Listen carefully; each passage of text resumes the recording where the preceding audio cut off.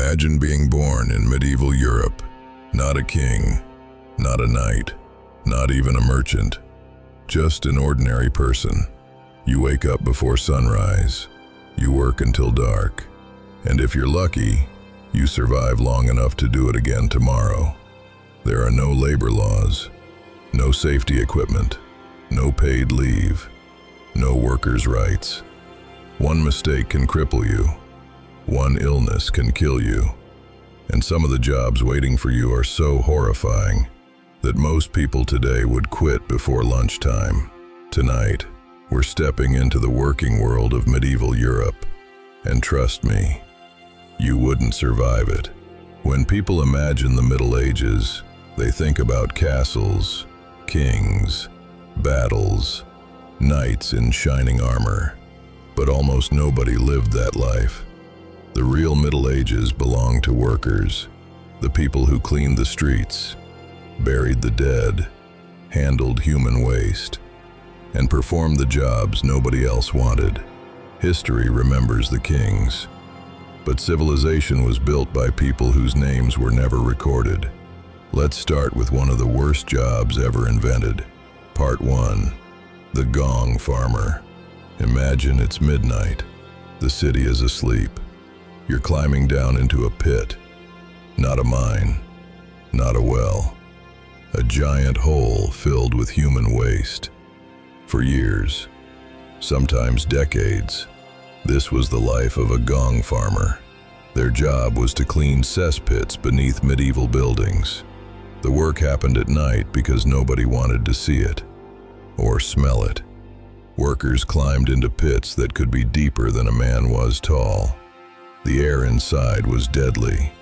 Toxic gases collected at the bottom. One breath could make you unconscious. And if nobody noticed you were missing, you died there. Some workers suffocated, others drowned. Not in water, in sewage. The smell followed them everywhere. Most people avoided them, yet every city depended on them.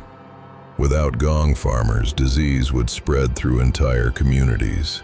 One of the most important jobs in medieval Europe was also one of the most disgusting. Part 2.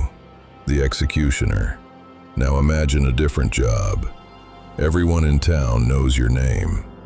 Everyone fears you. Nobody wants to shake your hand. You are the executioner. Your responsibility is simple: kill criminals. But reality was much more complicated. A skilled executioner was expected to end a life quickly. One clean strike, one precise blow. If he failed, things became ugly. Very ugly. Some victims required multiple strikes before dying. Crowds became angry. Families screamed. And the executioner was blamed. Ironically, executioners were often social outcasts. People needed them, but they rarely respected them. Some were forbidden from joining certain professions. Their children often inherited the same stigma. Imagine carrying out society's most necessary task while being treated as untouchable. That was the executioner's life.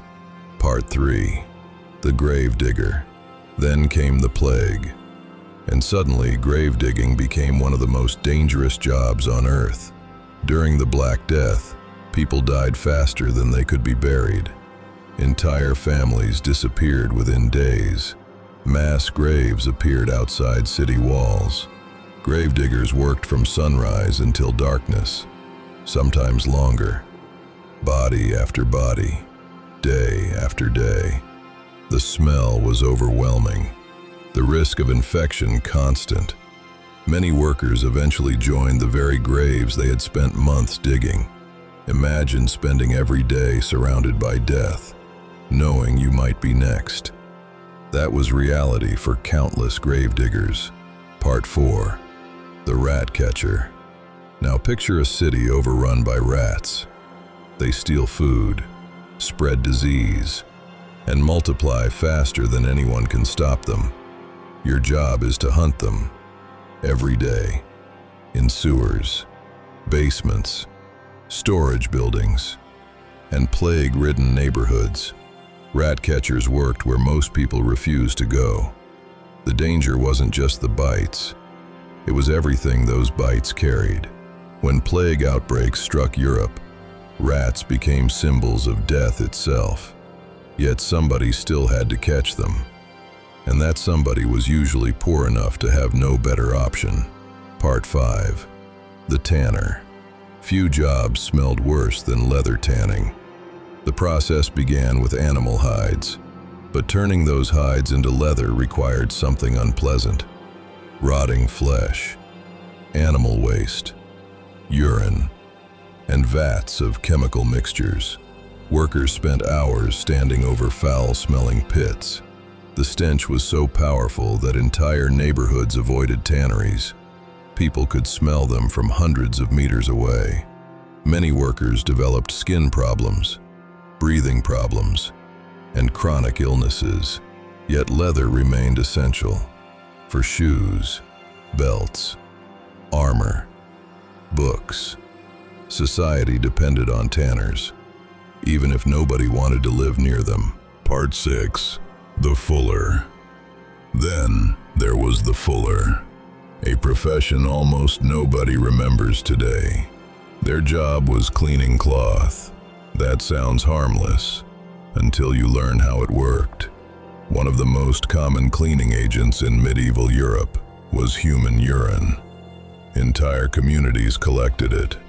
Workers soaked fabric in it, stomped on it, mixed it, processed it, day after day. The ammonia helped remove oils and dirt. It worked surprisingly well. But imagine explaining your profession at dinner. If you had dinner. Most fullers spent their lives surrounded by smells that modern people would find unbearable. Part 7. The leper. Not every terrible job was terrible because of the work itself. Sometimes it was because of society. Leprosy terrified medieval Europe. People didn't understand the disease, so they feared anyone who had it. In some regions, victims carried bells. Whenever they approached a village, they rang them. The sound warned others to stay away. Imagine being forced to announce your presence because everyone around you believed you were dangerous. The loneliness was often worse than the illness itself. For many, survival meant becoming invisible. The worst jobs in medieval Europe reveal something history books often forget. Most people weren't kings. Most people weren't warriors. Most people were workers. Ordinary people performing extraordinary tasks, cleaning waste, burying the dead, executing criminals, fighting disease, doing whatever was necessary to survive. Their lives were uncomfortable, dangerous, and often horrifying. But without them, medieval society would have collapsed. History remembers the castles, the battles, the crowns, but civilizations are built by workers, even the ones nobody wanted to be. If you enjoyed this journey into the darker side of history, subscribe to the Grim Archive. New dark history videos every week. And tell me in the comments, which medieval job do you think was the worst?